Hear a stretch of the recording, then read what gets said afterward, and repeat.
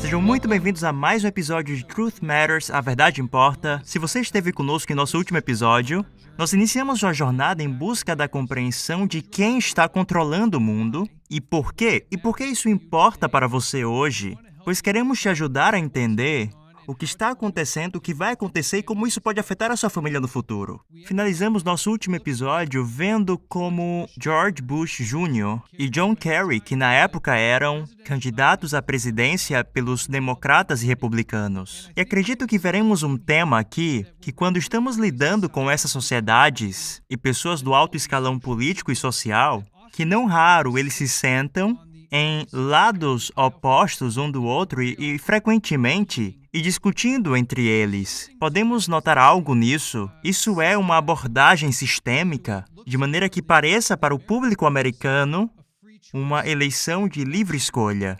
Eu já tenho aqui muitas perguntas para serem feitas, mas antes de fazermos isso, vamos falar com Mackenzie e Walter. Muito obrigado por estar aqui conosco mais uma vez para elucidar esses pontos. Olá, É um prazer estar aqui de novo. Bem, eu acredito que as pessoas não entendem que existe um contraste entre esses dois partidos, apesar que quando vemos a origem deles, onde foram treinados, vemos que eles compartilham das mesmas fontes. Como é que vocês acham que isso se relaciona com aquilo que os americanos veem normalmente como uma eleição livre? Bem, elas dizem que dois grandes e fortes partidos que têm ideologias diferentes representam o sistema ideal para qualquer país. Acontece que, em meio às duas, é possível manipular a opinião pública para qualquer direção. Há um filósofo chamado Hegel que propôs a ideia que, quando há duas ideologias opostas, chamadas por ele de tese e antítese, se você jogar bem com as cartas, você pode acabar com a síntese. E a maneira de se chegar a essa síntese é colocar um atrito entre os dois partidos, colocá-los em uma situação de conflito. E conforme o conflito vai se intensificando, aumenta-se também o clamor pela paz, pela solução. E ao observarmos as eleições americanas deste ano, vemos que este conflito está em seu ponto máximo. Nunca antes na história tem havido um conflito tão tremendo e embate de ideologias como está havendo agora. Está chegando até mesmo ao ponto das pessoas falarem em guerra civil. vamos explorar um pouco mais esse conceito antes de avançarmos. Você mencionou a respeito desse Hegel e sua dialética, essas duas opiniões opostas. Você pega essas duas opiniões diferentes, você as conflita, você causa atrito entre elas e então consegue tirar uma síntese dali. Você pode nos dar um exemplo de como isso acontece? Vamos dar uma olhada no sistema político. De um lado, nesta eleição, temos um ponto de vista bastante capitalista em relação a como administrar as coisas. Já do outro lado, temos uma disposição socialista. Tão socialista que chega ao ponto de tornar-se quase comunista. Os dois partidos, então, estão em bastante conflitos. Há dois extremos bastante intensos aqui. A extrema esquerda, dentro do Partido Democrático, está insistindo em uma agenda comunista. Ao olharmos para movimentos como, por exemplo, o Black Lives Matter, vemos que eles possuem ideologias comunistas, como anunciado pelos seus porta-vozes. Então, ao causarmos um atrito entre as duas partes, resultamos em um tipo de socialismo. Isso seria a síntese. Agora, quem seria beneficiado ao trazer o mundo a este ponto de síntese? Eis a pergunta. Qual a organização no mundo possui uma agenda socialista? Ou mesmo uma agenda social que chega a ser uma espécie de meio termo entre aquilo que os republicanos e os democratas estão querendo. Esta é a típica dialética hegeliana. E quem foi Hegel? Ele era um filósofo. E todas essas pessoas, como ele, tinham raízes na filosofia alemã. Seja o Freud, seja qualquer um dessas pessoas que desenvolveram conceitos sobre como se lidar com a mente. E então, finalmente, chegamos a Hegel, que chegou a esse conceito de conflitar duas ideologias diferentes. E então chegamos às sociedades secretas, que têm a mesma filosofia. A maçonaria, por exemplo, sobre a qual falamos da última vez, possui conceitos chamados Ordo ab Chaos, ordem a partir do caos. Ou seja, se você deseja conseguir uma ordem mundial, primeiro você precisa criar um caos, para finalmente chegar lá. Você causa conflitos entre as duas ideologias até chegar a um ponto insuportável, e então finalmente se consegue a síntese. Isso funciona na esfera política, na esfera econômica e na esfera religiosa. Então parece ser uma linha comum ter essas duas forças ou opiniões opostas, para então se conseguir um meio termo entre elas, certo? É isso mesmo. Bem, você está dizendo que existe uma abordagem sistêmica para o conflito que vemos no momento. Essas sociedades que temos falado estão, na verdade, tracionando o movimento de justiça social e campanhas sociais que estão causando esse atrito. Portanto, as sociedades secretas têm uma direção direta com esse atrito e divisão que vemos agora nos Estados Unidos. É isso mesmo. E lembrando da nossa última conversa, nós falamos a respeito dos Cavaleiros Templários, falamos a respeito dos Demolés e sobre como esses sistemas estão integrados em sistemas modernos políticos e também sobre como a maçonaria pode ser encontrada em todos os níveis, em todas as cidades, como você mencionou da última vez. E quando vamos às raízes dessas organizações, vemos que elas são muito mais antigas do que a Idade Média e os Cavaleiros Templários, pois a ideologia delas é encontrada muito anteriormente, como dissemos, ela é originada na Babilônia. E mesmo a Babilônia remete a tempos ainda mais antigos, como, por exemplo, os templos antediluvianos. Estes são conceitos bíblicos e, eventualmente, acabamos chegando num conflito que remete a tempos imemoriais. Veja, por exemplo, o livro maçom Moral e Dogma, escrito por Albert Pike. Você verá que a filosofia maçônica não se estende apenas até Nimrod, que é a parte do sistema babilônico, mas a filosofia maçônica volta até mesmo a Enoque, filho de Caim. Trata-se, portanto, de uma batalha ideológica entre visões ideológicas, que é representada por Caim, enquanto que a outra visão ideológica é representada pelo lado oposto. Temos, então, dois Enoques, opostos um ao outro. Temos o Enoque, que vem da linhagem de Adão, este caminhava com Deus, e temos o Enoque, que era filho de Caim. E para a maçonaria, como é mostrado no livro Moral e Dogmas, de Albert Pike, eles traçam a sua linhagem até este Enoque, filho de Caim.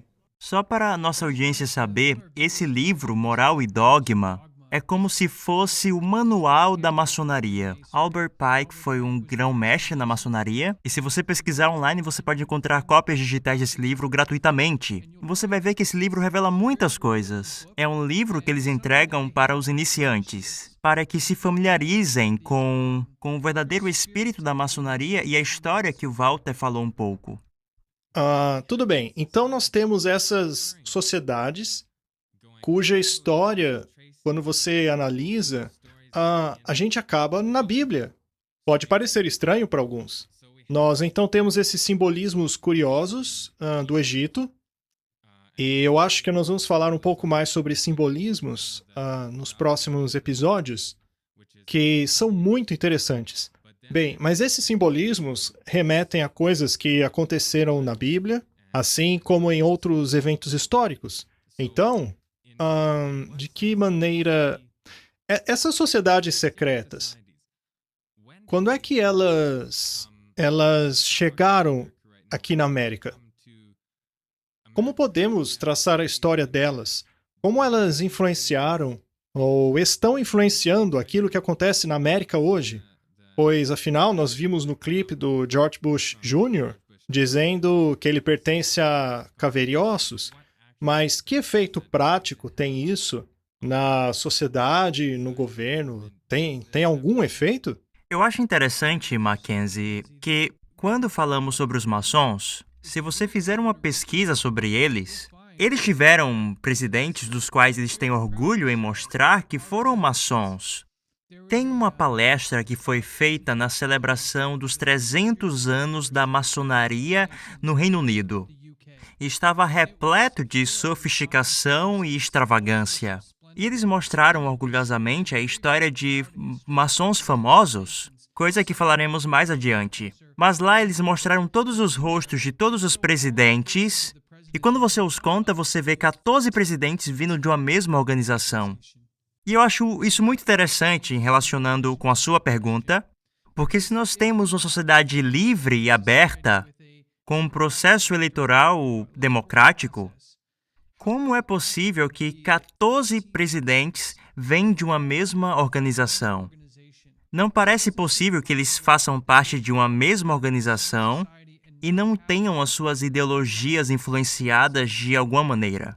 Walter, porque todas essas pessoas fazem parte dessas sociedades? Por que essas pessoas do alto escalão e ex-presidentes fizeram parte de uma organização como a maçonaria? Qual é o benefício? Muitos dos chamados pais da América eram maçons. Na elaboração da Constituição, havia puritanos envolvidos, mas também haviam maçons. Mas é possível ir até mais fundo na história. Por exemplo, em Salt Lake City, ao irmos para um templo mórmon, os mormons são muito bons em traçar genealogias. E é possível, neste templo, ver um mural que mostra como muitos dos presidentes americanos eram parentes. É muito interessante saber que vários deles vieram da mesma linhagem sanguínea. Agora pare para pensar, se tudo fosse realmente tão democrático assim, como as pessoas dizem que é, então como é possível, estatisticamente, que tantos presidentes venham da mesma família, não importando estarem em um partido ou em outro? Então, esse assunto vai muito mais fundo do que todos imaginam. Acho que precisamos parar e perceber que talvez nossa audiência nunca tenha escutado essas informações antes. Você disse que cada presidente dos Estados Unidos, quando olhamos sua árvore genealógica, vem de uma mesma família. É isso mesmo? É como eu disse, se você for lá no Templo Mormon, em Salt Lake City, em um de seus corredores, há uma gravura mostrando o parentesco de todos os presidentes, o que é absolutamente impressionante. E ao fazermos uma pesquisa na internet a respeito destes presidentes, você verá que é isso mesmo. Isso ultrapassa até mesmo as fronteiras raciais. Por exemplo, o Obama era relacionado aos outros presidentes através de sua mãe. Então, é óbvio que há uma linha permeando todos eles. E todos eles parecem pertencer às sociedades secretas. Alguns deles pertencem à maçonaria e a outras suborganizações. Por exemplo, a capítulo 3.2.2, que era o capítulo do Caveira e Ossos, que mencionamos no último programa. E ao voltarmos na história, veremos que o capítulo 3.2.2 é o capítulo dos Illuminatis. E de onde vêm os Illuminatis? Eles foram fundados por Adam Weishaupt, em Ingolstadt, na Alemanha. E esta organização foi aparentemente destruída. Mas será que foi mesmo? Quem foi Adam Weishaupt? Ele era um jesuíta, o que torna a coisa toda ainda mais interessante. Então, trata-se de uma organização fundada por um jesuíta. Muitos dirão que ele era um ex-jesuíta. Ora, mas que prova as pessoas têm para afirmar que ele era um ex-jesuíta? O fato de ele ter fundado os Illuminatis não prova que ele não era mais um jesuíta. Temos também o discurso feito pelo George Bush pai, no qual ele menciona milhares de pontos de luz e iluminação e coisas como essas, fazendo uma menção clara dessas sociedades. E também afirmou que uma nova ordem precisa ser criada. Então, há esta linha comum. E a pergunta que devemos nos fazer é: quem está no topo desta organização? Quem seria capaz de incorporar não apenas a ideologia, não apenas o aspecto religioso, mas também a linhagem de sangue? Quem seria capaz de estar relacionado não apenas à Babilônia, mas, como disse o próprio Albert Pike, relacionado ao próprio Enoque, filho de Caim? Mas qual era a ideologia dele? A ideologia de Enoque, o filho de Caim, era uma cidade. Ele foi o fundador da primeira cidade. Toda a humanidade deveria fazer parte de um único sistema. E temos também a Babilônia, aonde havia um zigurat, um sistema, um poder governante mundial, liderado por uma ideologia. E, de acordo com as Escrituras, esse sistema foi confundido com a confusão das línguas, o que forçou as pessoas a se espalharem. Agora, se você deseja o conceito da cidade única, então precisa voltar à Babilônia. Na Bíblia, há um sistema chamado de Babilônia e também uma cidade em um monte. Essa Babilônia também é referida como o sistema religioso e também como uma mãe. É um sistema religioso apóstata. Veja como temos novamente o conceito de Caim e Abel. Então, basicamente, no fim das contas, eles lideram uma linhagem ideológica. Portanto, o resto são manifestações públicas, mas por trás das cortinas existe uma linha ideológica, filosófica e religiosa. Bem, então temos todos esses presidentes relacionados não somente pelo sangue, mas por essas sociedades, o que acaba levantando várias coisas que foram mencionadas aqui até agora. Uma delas é a história. Eles conhecem a história deles. Eles conhecem a linhagem deles, senão eles não teriam condição de traçá-la. Eles também têm todos esses símbolos que os conectam, e a gente vai ver mais no futuro como isso acontece, quando mostrarmos os símbolos. Mas eles também têm essa ideologia, esse conceito de um governo único mundial. E então nós temos, como você fez menção ao George Bush pai, falando sobre essa nova ordem mundial, esse sistema único de governo que remete até o Enoque, o filho de Caim. Vamos assistir um clipe que eu trouxe aqui, do George Bush, falando sobre essas coisas. A world of barbed wire and concrete block, conflict, Cold War. Now we can see a new world coming into view. A world in which there is the very real prospect of a new world order. We have before us the opportunity to forge for ourselves and for future generations a new world order. When we are successful, and we will be, we have a real chance at this new world order, an order in which a credible United Nations can use its peacekeeping role to fulfill the promise and vision of the UN's founders. Ele disse umas coisas muito interessantes aqui. Ele falou sobre a nova ordem mundial e ele disse: quando conseguirmos isso, e nós vamos conseguir isso, ou seja, ele tinha muita confiança de que ele seria bem-sucedido. Mas ele fez menção também aos pais da América, aos fundadores. Então, veja que não se trata apenas da ideologia desses indivíduos modernos. Eles não estão pensando individualmente, eles pensam num coletivo deles. Eles compartilham essa mesma ideologia, que foi transmitida pela linhagem deles, pelas sociedades. E eu gostaria que você comentasse a respeito dessa ideologia que os fundadores da América tinham e ainda têm. Ele fez menção a Winston Churchill. Eu estive lá no Templo Maçônico de Londres, que possui um museu. E em uma das vitrines é exibido o avental maçônico de Winston Churchill. Ele, portanto, tinha a mesma base. E depois da Segunda Guerra, surgiu as Nações Unidas. Primeiro a Liga das Nações, depois as Nações Unidas.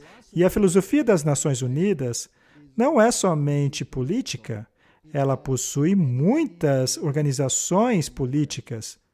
Ela contém até mesmo uma organização chamada de o Templo do Entendimento.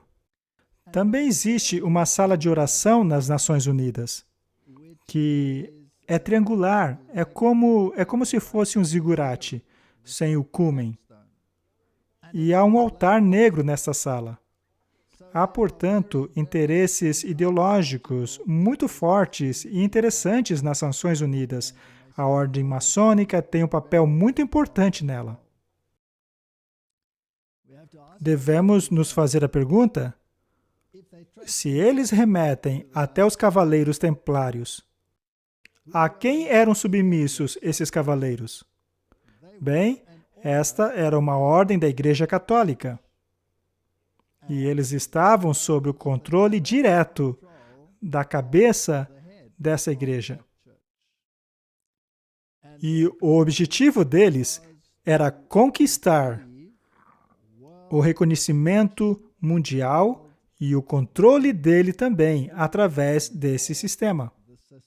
Tá, então a gente tem essa sociedade secreta que tem algo secreto, sei lá, um conhecimento secreto, e você está dizendo que isto está relacionado ao catolicismo romano? Bem, a própria natureza dos cavaleiros templários revela que eles estavam conectados com a Igreja Católica. E quando os cavaleiros templários foram desmantelados, o mesmo não aconteceu com a ideologia deles. A ideologia foi levada adiante por meio de outros sistemas e organizações, como, por exemplo, a Rosa Cruz.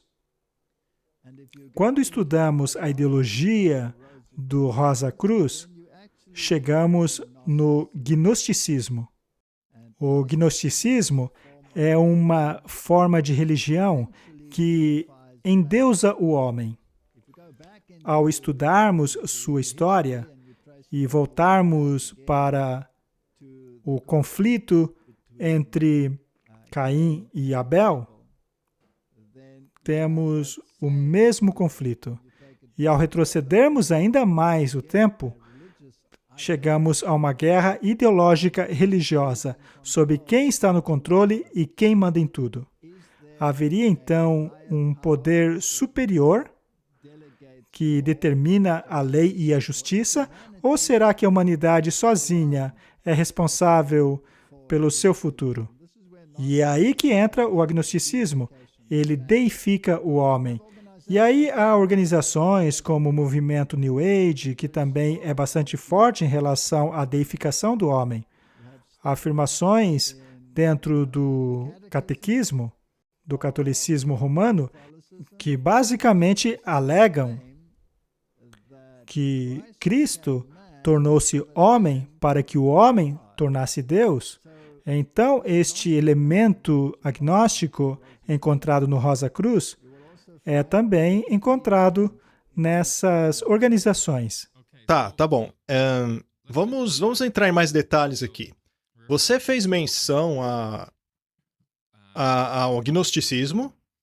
Você também fez menção à Rosa Cruz, que, quando estudamos a sua história, constatamos que ela estava muito relacionada com o início da América. A Ordem da Rosa Cruz começou em uma... Bem, ela começou lá no estado da Pensilvânia em 1786. Então vemos que logo no começo da história da América, os Rosa Cruz já estavam aqui, que por sua vez estão relacionados à maçonaria, uma vez que o Sir Francis Bacon, ele estava muito conectado com as duas sociedades. Nós podemos falar um pouco mais sobre isso em um outro episódio. E aí você mencionou o gnosticismo, não é? E de acordo com Albert Mackey, o G, o símbolo da maçonaria, eu acho que a maioria das pessoas já viu, que tem o compasso e um G ali no meio. Bem, esse G, de acordo com Albert Mackey, representa gnosticismo. É isso que Albert Mackey diz? E ele era um autor maçom. Então, nós temos todos esses conceitos surgindo dessas diferentes sociedades. Se eu estivesse escutando isso e tudo fosse novo para mim, eu percebo aqui uma transição. Nós estávamos falando sobre essas pessoas do alto escalão em posições de poder público, as quais se relacionam com questões de dinheiro, de território e questões governamentais. Mas algo aconteceu em nossa conversa aqui que acredito ser um ponto importante para nossa audiência notar. Nós falamos sobre algumas dessas organizações, a maçonaria, os Cavaleiros de Malta, os Cavaleiros Templários, Rosa Cruz, Aurora Dourada, misticismo egípcio, sociedades teosóficas, gnosticismo. A conversa rapidamente se tornou de natureza espiritual. Qual é o elemento que nós estamos deixando de perceber aqui? Talvez para pessoas que estão olhando para o mundo se perguntando o que está acontecendo. Essa peça que falta no quebra-cabeça, que conecta todas as organizações, é essa peça de natureza espiritual? É isso que nós estamos falando aqui? Este é exatamente o X da questão. Em nossa última conversa, nós falamos sobre a pedra cúmen da pirâmide. Veja como ela está desconectada da pirâmide. Ela está acima da pirâmide, que, por falar nisso, tem a sua base quadrada. O compasso e o quadrado, como todos sabem, faz parte da simbologia maçônica. Agora, aquela pedra cúmen, aquele olho que tudo vê, representa quem? Bem, ao estudarmos a literatura maçônica, vemos que eles não têm a menor vergonha de declarar que o poder por trás do poder se chama Lúcifer, o iluminado, o portador de luz. Há muitos símbolos, na verdade, que fazem menção a isso. Por exemplo, veja a Estátua da Liberdade. Ela porta luz em sua mão, não é? E essa ideologia do portador de luz, essa iluminação, como se refere à comunidade maçônica, em relação a Lúcifer. É a corrente por trás de tudo. E este conflito, sobre o qual falávamos até aqui, possui uma profunda conotação religiosa. Ela irrompe periodicamente e, normalmente, está associada a um grande conflito. Por exemplo, veja o período da Reforma Protestante. A Reforma foi um movimento a favor da autoridade da Bíblia. E, naquele tempo, a família Médici, que era uma família de banqueiros da realeza, e também uma família papal, estava governando em Roma. Bem, os Médicis reuniram todos os escritos do gnosticismo e da filosofia grega também, e as incorporaram em sua biblioteca, e a partir dessa filosofia dos Médicis, que também era filosofia papal, acabou resultando no surgimento da Ordem dos Jesuítas. E, na verdade, a Ordem dos Jesuítas foi a incorporação da filosofia dos Médicis, que era gnósticos. E se você seguir toda essa linhagem, e ainda assim pensar que eles têm poder somente sobre coisas religiosas, bem, devemos nos perguntar, por que os grandes personagens do sistema político no mundo hoje vêm todos de escolas jesuítas, seja dos presidentes europeus, que foram treinados por jesuítas, ou seja de presidentes e vice-presidentes da atualidade, como também de procuradores gerais ou juízes da Suprema Corte, pelo menos aqueles que estão lá agora, terem tido todos treinamentos jesuítas, ou mesmo pertenceram às sociedades secretas associadas ao catolicismo romano. Por exemplo, o William Barr, ele pertence aos Cavaleiros de Colombo. Também, por exemplo, a mais nova membro da Suprema Corte americana, ela pertence às sociedades secretas dentro do catolicismo, assim como Mike Pence e o Donald Trump. Os dois tiveram treinamento jesuítas. Veja também, por exemplo, os envolvidos na pandemia. O Dr. Fauci, por exemplo, teve educação jesuíta e está muito envolvido com a filosofia deles. Portanto, não resta dúvidas que essas instituições são administradas por uma estrutura de poder oriunda daquela sociedade, com todas as suas raízes agnósticas. Deixa eu ser bem claro aqui, pois parece que você está começando a formar uma hierarquia, Walter. Acho que isso é importante as pessoas entenderem. Você mencionou antes a dinâmica dessas organizações e estruturas, as quais, quando olhamos mais atentamente, percebemos que estão todas conectadas por meio do ensino dessa sabedoria espiritual. Vemos também que existem camadas, e na base temos algumas organizações. Mas vamos entrar agora naquilo que nossa audiência quer saber. E eu acho que é necessário o contexto. Mas podemos ter uma resposta clara. Quem está no topo dessa pirâmide das sociedades secretas? Pois você mencionou essa organização jesuítas algumas vezes. São eles aqueles que sentam no topo dessa pirâmide? Ora, basta se perguntar a quem eles juram lealdade. Afinal, quem está no topo? Quem jura lealdade? Ou quem recebe o voto de lealdade dos outros? A Ordem dos Jesuítas foi criada com um objetivo, e um objetivo apenas, ou seja, restaurar a estrutura do poder papal, que dominou durante a Idade Média. Esse poder foi perdido por causa da Reforma Protestante. Agora, se eles juram lealdade ao poder papal, que alega possuir infabilidade, bem, e ao se analisar a sua filosofia, veremos que ela não é apenas religiosa, mas também é política. E ela tem despendido muitos recursos a fim de propagar essa filosofia política.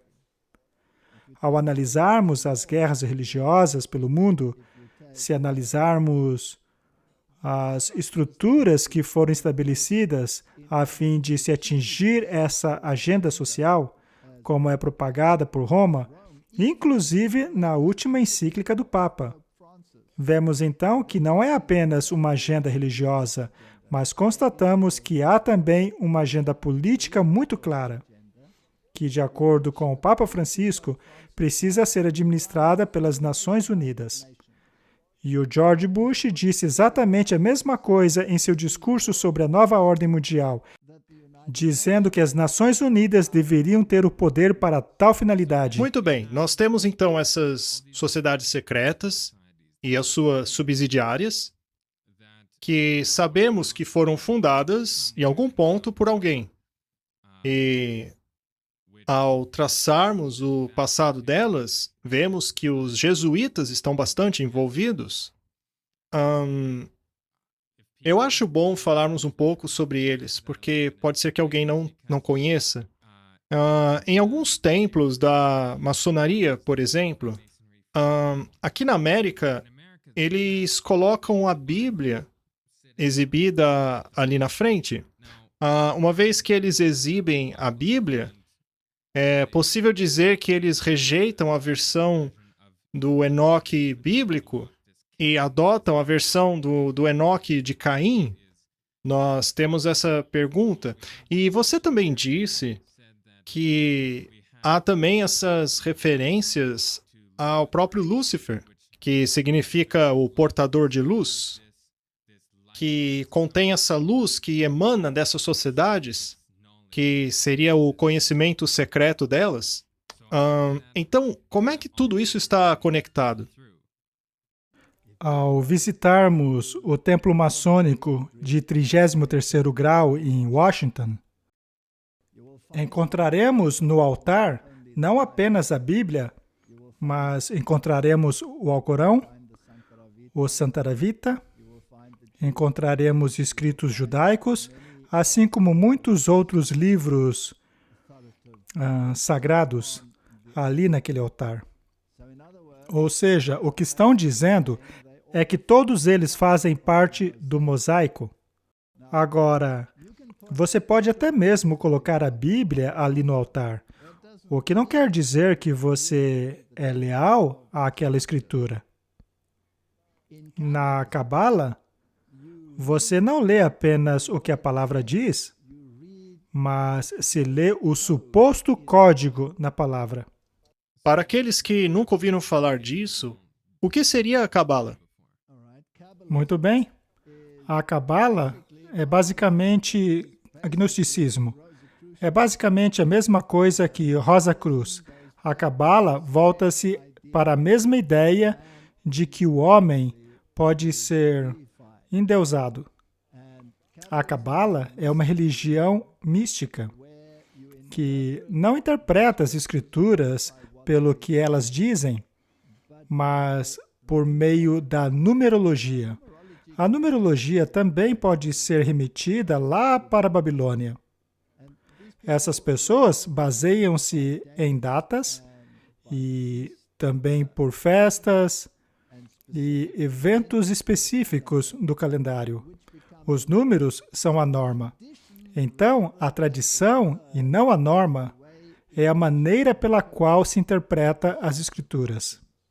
Portanto, simplesmente colocar uma Bíblia no altar não quer dizer que você acredita nas palavras daquela Bíblia, mas significa que você a usa como estrutura para interpretações cabalísticas. Você está dizendo que os maçons e os jesuítas adotam a filosofia da Cabala? Com toda certeza. Tá, então a gente tem esse conceito,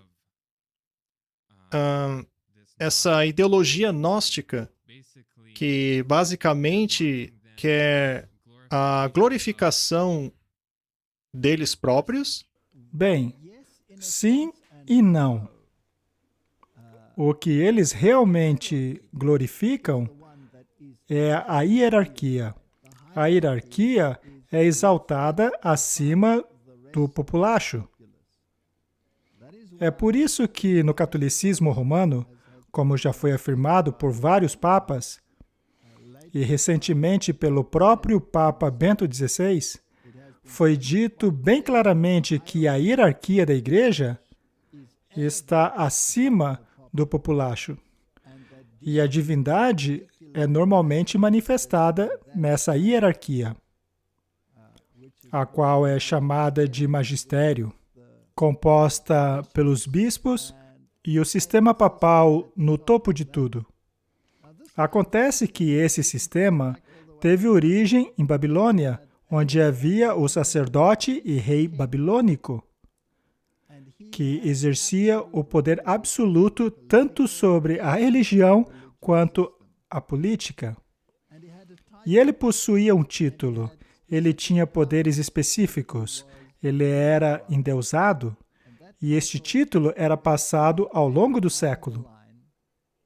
E mais tarde, quando os medo-persas conquistaram a Babilônia, essa linha sacerdotal política religiosa fugiu para Pérgamo. E a partir dali, eventualmente, ele foi passado para os romanos. E o imperador romano adotou o título de Pontífice Maximus, assim como o endeusamento que o título trazia. Mais tarde, este mesmo título foi transferido para o sistema papal. Há muitos escritos na literatura católica que refere-se ao Papa como um outro Deus na Terra. Então, exatamente como tínhamos no sistema babilônico, o imperador romano passou a ser endeusado. E hoje, no sistema católico, temos o mesmo Deus Rei do passado. Então, vamos tentar resumir aquilo que foi falado aqui, para as pessoas que estão assistindo e escutando. Por que começamos com as figuras políticas e pessoas do alto escalão na sociedade que afetam as políticas globais, que afeta todos nós onde vivemos e nossas famílias? Bem, se estamos falando sobre a maçonaria e a sociedade secreta Skull and Bones, e agora que identificamos a organização que opera nos bastidores de todas essas outras organizações, eu acho interessante que você escuta as pessoas falando sobre a organização Skull and Bones. Você escuta as pessoas falando sobre os Illuminatis, mas você não escuta as pessoas falando sobre os jesuítas. E você trouxe isso ligado à noção do treino dos jesuítas. Portanto, então, estamos falando que essa organização que está no topo, que por sua vez é uma ordem da Igreja Católica, você vai ter algumas pessoas falando, isso não pode estar correto. Não existe essa coisa de cabalismo. O Papa não é um judeu membro do alto escalão da maçonaria. Não há outro tipo de hierarquia, tirando os católicos e os jesuítas no topo, e esses líderes não estão homenageando essa sabedoria antiga egípcia, a qual é ensinada dentro desses grupos. Como você responderia uma pessoa que confrontasse a ideia que jesuítas e católicos, principalmente o papado, não os católicos, pois há boas pessoas no catolicismo, mas principalmente o papado e os jesuítas, na verdade não estão no topo? Como você argumentaria com uma pessoa que realmente não acredita que eles estão no topo? Como discutimos no primeiro episódio, é necessário voltarmos na história. O Deus Rei de posição mais elevada era o César, no sistema romano. Ele possuía o poder absoluto. Agora, esse título e aquela autoridade foram transferidos para o sistema papal. E isso é pura história. O Papa Vigílio, por exemplo, sentou-se na cadeira papal, investido com o título, as vestes e a autoridade do César. E ele foi declarado o corretor dos hereges.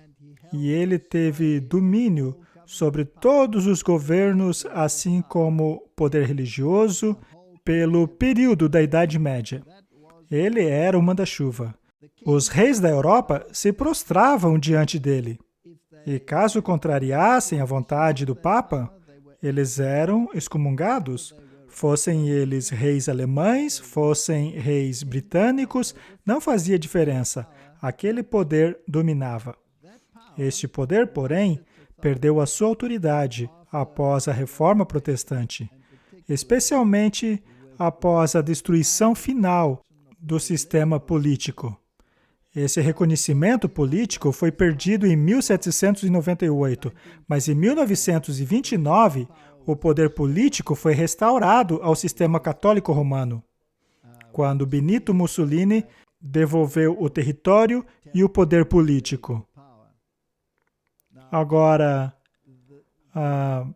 a pergunta que devemos fazer é: qual sistema religioso no mundo também funciona como sistema político? Você encontrará esse modelo em alguns países muçulmanos, como no Irã, e também o encontrará no catolicismo romano, no qual o papado é tanto o poder político quanto religioso. A diferença entre os dois é que em Roma, no sistema romano, o Estado tem um papel muito proeminente, à parte da igreja, mas o governante geral é a hierarquia da igreja. Enquanto que no sistema islâmico, o Estado também é o sistema religioso. Mas qual desse sistema tem relacionamento diplomáticos com todos os países do mundo, basicamente? Somente o catolicismo. Temos aqui, então, um sistema que não apenas tem influência religiosa no mundo, autoridade religiosa no mundo, especialmente em termos de ecumenismo e todas as religiões se direcionando a Roma, buscando a sua aliança, mas também os sistemas políticos fazem o mesmo. É o único sistema no planeta que se qualifica tanto no aspecto político quanto no religioso, que exerce um papel de supervisão. E isto é mencionado nas Escrituras. Ela chama esse sistema de supervisora. Supervisora. E, na verdade, é isso o que um bispo é. Ele é um supervisor. E ele supervisiona tanto o aspecto político quanto o religioso. Portanto, as organizações precisam se adequar a esta supervisão. Mas a palavra catolicismo não significa universal? Sim, é isso mesmo. Então, logo no título da igreja, denota que eles são um sistema universal. Agora, isso é muita coisa para absorver, especialmente num programa curto como esse. Nós só fizemos 2 episódios até agora, mas nós temos esse critério, uma vez que a agenda global ou a nova ordem mundial, todos esses termos que a gente usa, que aliás também está na nota do dólar, como mencionamos a pirâmide e também o termo Novus Ordo Seclorum, que significa nova ordem dos séculos. Bom, tudo isso está relacionado a essa nova ordem. Uma ordem que precisa ser universal em todos os aspectos, seja no aspecto político ou religioso. Então, por que é que nós vemos tantas organizações diferentes? Existem muitas organizações. Estariam elas conectadas de alguma forma? Será possível que todas elas estejam conectadas a Roma? É aí que entra a estrutura de células. Existem células diferentes, mas cada uma delas é autônoma. Porém, uma célula em si mesmo não é um organismo. Então, esse sistema de células, sendo reguladas por um sistema superior, é como tudo funciona. Há, portanto, muitas organizações que formam o todo. E muitas dessas organizações nem sequer têm ideia de que fazem parte desse sistema todo. Então, sejam os grupos jovens ou essas suborganizações das quais você falou, o sionismo ou qualquer outra sociedade secreta, em algum ponto há uma conexão que apenas aqueles lá no topo sabem que está acontecendo. Então, por exemplo, existe alguém que faz parte dos demolês, que também faz parte da alta estrutura, que também faz parte de uma estrutura ainda maior. E no fim das contas, tudo acaba sendo conectado. Mas nunca chegamos a ver o poder controlador. É como se fosse uma floresta. A floresta é enorme, mas ela consiste de árvores que formam um todo. Eu quero avisar aos nossos seguidores que nós iremos nos aprofundar mais no que essas organizações realmente ensinam. Mas eu gostaria de mencionar algo, Walter, que aconteceu na sua história. Se eu lembro corretamente, você estava tentando encontrar provas que conectavam o alto escalão da maçonaria com a hierarquia dos jesuítas e a ordem papal. Eu acredito que certa vez você foi puxado à parte depois de uma das suas palestras. Você poderia nos falar mais um pouquinho sobre a natureza dessa informação? Nós estamos passando essas informações como se fosse um conhecimento comum. Estamos apenas tentando ser diretos.